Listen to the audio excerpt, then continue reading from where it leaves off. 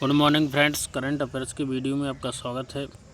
हाल ही में जल जगार महोत्सव कहाँ आयोजित किया जाता है? ऑप्शन है असम, सिक्किम, छत्तीसगढ़, इनमें से कोई नहीं। करेक्ट आंसर है छत्तीसगढ़। ये यहाँ पे आप देख रहे हो, ये जल जगार महोत्सव जिसका उद्घाटन यहाँ पे किया जा रहा है। तो छत्तीसगढ़ का इम्पोर्टेंट उत्सव है। हर राज्य के अपने उत्सव होते हैं जो उन राज्यों की सांस्कृतिक एकता और सांस्कृतिक समृद्धि की पहचान होते हैं।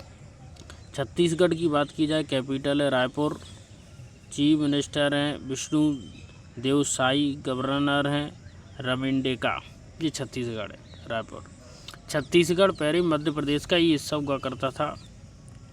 इसको 1 नवंबर सन 2000 में मध्य प्रदेश से अलग होकर छत्तीसगढ़ एक अलग राज्य के रूप में सामने आया।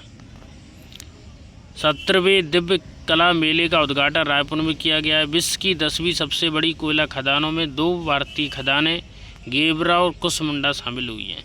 रायपुर के युवा समूह ने मियावाकी पद्धति से लघु वन बनाया है। ये बहुत ही ज़्यादा इम्पोर्टेंट है, मियावाकी पद्धति। तो मियावाकी पद्धति के अंतर्गत क्या होता है? जापानी पद्धति, इसमें वृक्ष लगाए जाते हैं, फॉरेस्ट लगाए जाते हैं, वन लगाए जाते हैं। और उस वनों में क्या होता है कि अगर मान लीजिए कि कोई पेड़ है, वो रास्ते के बीच में आ गया, तो पेड़ को काटा नहीं जाता बल्कि जड़ समेत उखाड़ लिया जाता है और दूसरी जगह लगाया जाता है।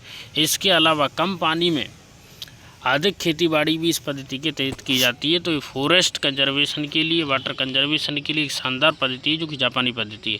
हाल ही में भारत की मेज़बानी में समुद्री सैन्य अभ्यास मालाबार 2024 का आयोजित किया गया। सैन्य अभ्यास मालाबार 2024 बहुत ही इंपॉर्टेंट सैन्य अभ्यास है। ऑप्शन हैं बिहार, आंध्र प्रदेश, मध्य प्रदेश, इनमें से कोई नहीं। करेक्ट आंसर है आंध्र प्रदेश। तो अब भारत के अंतर्गत देखोगे तो ये दक्षिण भारत का मैप है, पेनिनसुलर रीजन है। यहाँ पे आपको बे ऑफ बंगाल में देखने को मिलेगी और यहाँ पर आपको अरेबियन सी देखने को मिलेगा। तो ये केरल है और केरल के तट को मालाबार तट के नाम से जाना जाता है और इसी मालाबार तट पर सैन्य अभ्यास आयोजित किया जाता है। बहुत ही इम्पोर्टेंट सैन्य अभ्यास है। अगर बात की जाए आंध्र प्रदेश की, हाल ही में भारत की मेज़बानी समुद्री सैन्य अभ्यास मालाबार 2024 का आयोजित किया जाता है। तो आंध्र प्रदेश में आयोजित ये किया जाता है। ये आंध्र प्रदेश की कैपिटल अमरावती है। चीफ मिनिस्टर चंद्रबाबू नायडू है, गवर्नर जी अब्दुल नज़ीर। आंध्र प्रदेश में कागज रहित परिषद बैठकों के लिए ई कैबिनेट प्रणाली को लागू किया गया है। आंध्र प्रदेश को सर्वाधिक अंगदान के कारण जीवन दान पुरस्कार मिला है। हाल ही में किसने कुंभ 2025 के लिए नए प्रतीक चिन्ह का अनावरण किया है? तो कुंभ 2025 का अनावरण किया जाएगा। कहाँ किया जाएगा? प्रयागराज में किया जाएगा। तो कुंभ बहुत ही महत्वपूर्ण मेला होता है। इसमें भारत में हिंदू धर्म के प्रतीक चिन्ह का अनावरण यहाँ पे किया गया। प्रतीक चिन्ह कुंभ 2025 का मेला प्रयागराज में आयोजित किया जाएगा। तो ये कुंभ है, यहाँ पे आप देख सकते हैं, ये कुंभ है और उसका प्रतीक चिन्ह है सर्वसिद्धता कुंभा, यानी कुंभ सब चीज़ों को सिद्ध करते हैं। ये उत्तर प्रदेश के चीफ मिनिस्टर योगी आदित्यनाथ हैं। हर 12 वर्ष पर एक जगह एक बार कुंभ आयोजित किया जाता है। 4 जगह भारत में कुंभ आयोजित किए जाते हैं। कौन कौन सी जगह हैं? एक है प्रयागराज,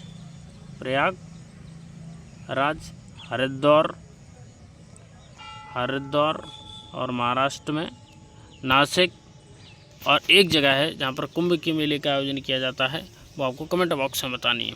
हाल ही में विस्तारा का विलय किस एयरलाइंस में हो रहा है? Spice jet, air India, jet Airways. तो इसका करेक्ट आंसर होगा एयर इंडिया। हाल ही में विश्व बैंक कार्बन ट्रेडिंग के लिए किस देश को 1600 करोड़ रुपए का भुगतान करेगी? ऑप्शन है मालदीव, श्रीलंका, नेपाल, इनमें से कोई नहीं। तो करेक्ट आंसर है नेपाल। ये आप नेपाल को देखेंगे। यहाँ पे नेपाल भारत का बहुत ही ज़्यादा इम्पोर्टेंट पड़ोसी देश है।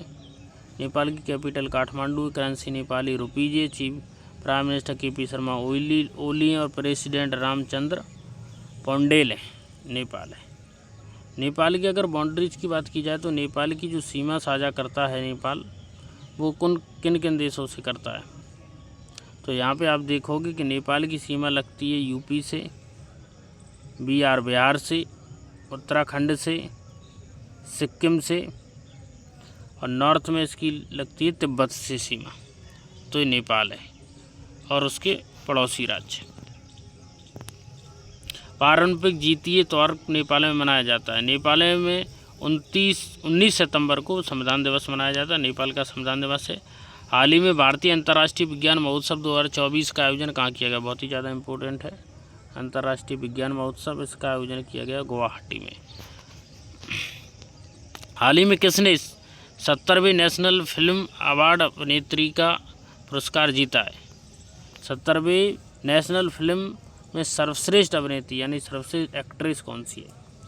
मानसी पारेख है, जो इनका चित्र है मानसी पारेख, ये सर्वश्रेष्ठ अभिनेत्री, सर्वश्रेष्ठ एक्ट्रेस है। हाल ही में किस देश के प्रधानमंत्री की chief of staff Sue Gray ने इस्तीफा दे दिया है?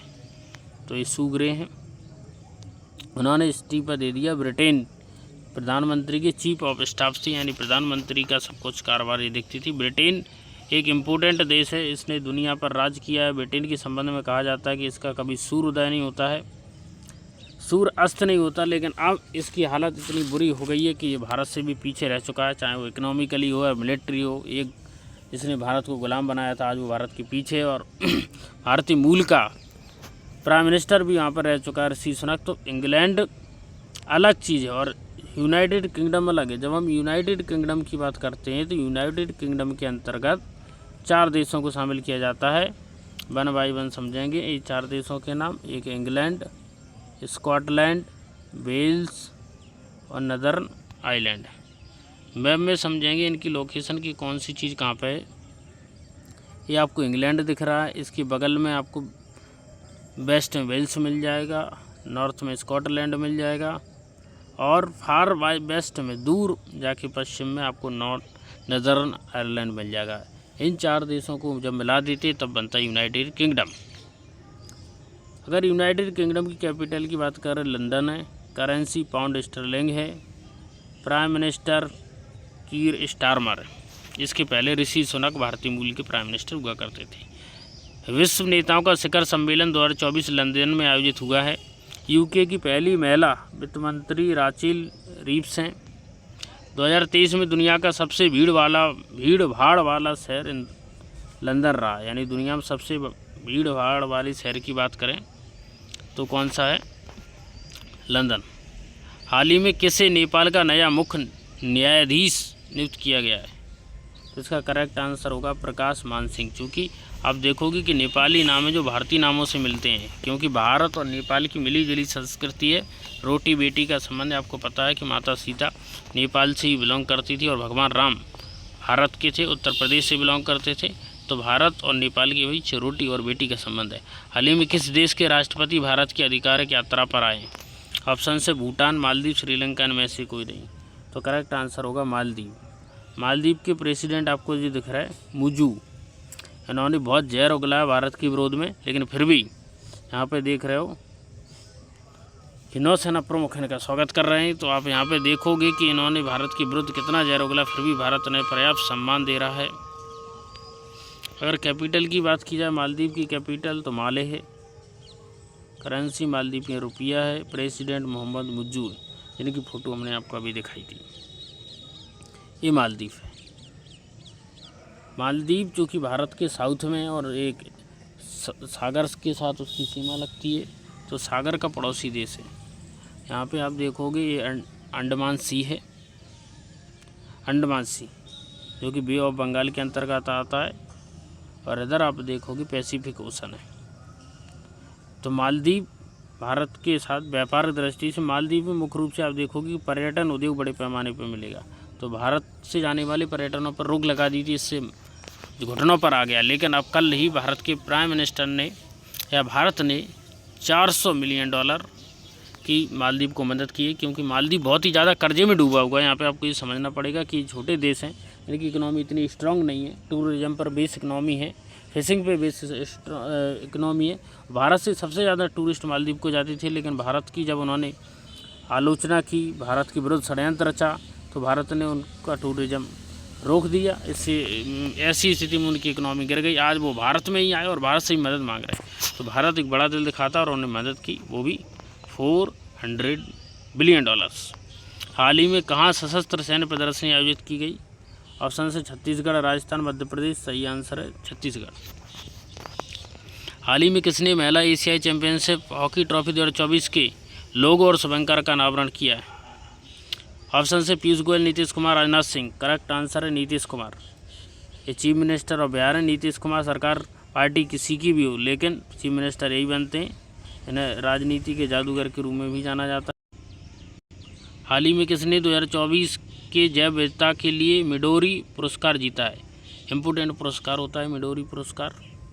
तो जीता है वेरा बोरोनोवा ने, येसाबेल अगस्टिना ने, यानी दोनों ने पुरस्कार जीता है। एक पुरस्कार इनने जीता, एक पुरस्कार इनने जीता है, दोनों ने पुरस्कार जीता है। प्रत्याशा रे को क्लब पुरस्कार मिला, इसकी चर्चा हम कल ही कर चुके हैं। हाल ही में किसने 27 साल बाद 15वीं ईरानी कप जीता है? इम्पोर्टेंट है ईरानी कप, ये मुंबई ने जीता है ईरानी कप। ये भी इम्पोर्टेंट क्वेश्चन है। हाल ही में विदेश मंत्री एस जयशंकर SCO मीटिंग में भाग लेने कहाँ जाएंगे? तो SCO मीटिंग में भाग लेने वो पाकिस्तान जाएंगे। SCO क्या होता है इसको समझ लेंगे। SCO का फुल फॉर्म यहाँ पे लिखा ही है। SCO शंघाई कॉरपोरेशन ऑर्गेनाइजेशन है। शंघाई कॉरपोरेशन इसलिए बोला जाता है क्योंकि चीन के शंघाई में इसका हेडक्वार्टर है। भारत, पाकिस्तान, चीन, रूस इमर्जिंग कंट्री इसमें शामिल है जिनकी इकोनॉमी इमर्ज कर रही है। तो पाकिस्तान में इनका हेड ऑफ स्टेट यानी राष्ट्र प्रमुखों की बैठक हो रही, लेकिन इसमें भारत के प्राइम मिनिस्टर भाग नहीं ले रहे हैं। एक्सटर्नल अफेयर्स मिनिस्टर इसमें भाग ले रहे हैं। यानी एस जयशंकर, सुब्रमण्यम जयशंकर जो कि विदेश मंत्री, वो उसमें भाग ले रहे हैं। वीडियो अच्छी लगती है चैनल को लाइक, सब्सक्राइब शेयर जरूर करें। नमस्कार, जय हिंद।